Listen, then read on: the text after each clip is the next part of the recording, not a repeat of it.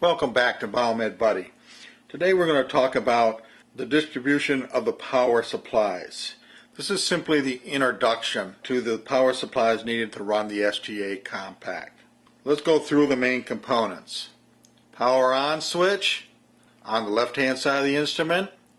That goes to a filter through the two main fuses to the transformer, which gives you several inputs depending on what power you're running. In the United States, of course, we use 115, 120, same thing. Okay, from the transformer, puts out three separate type of power. Those three are 220, 28, and 20.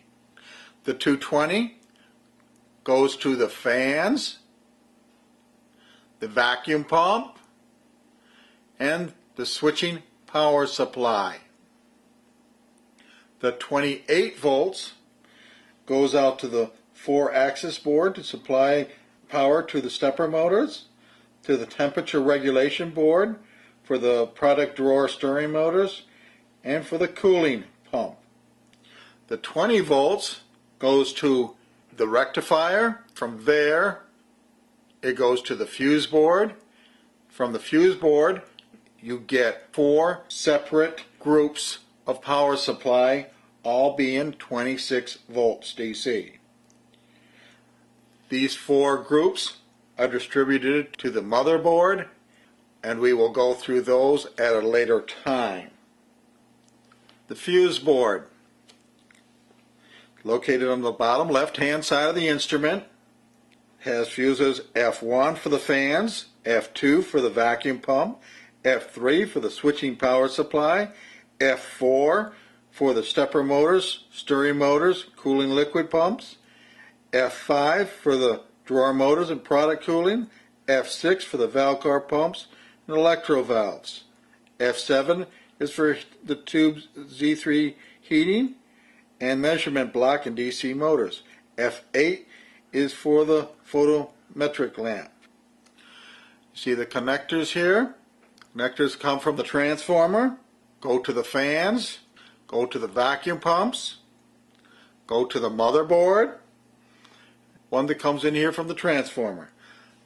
On the fuse board you have an optocoupler which turns on and off the vacuum pump.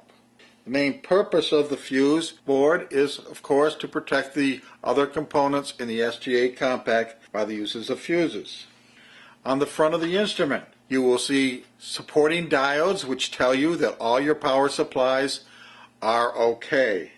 The fuse board also brings in from the switching power supply monitors 5, +12, and -12 switching power supply voltages.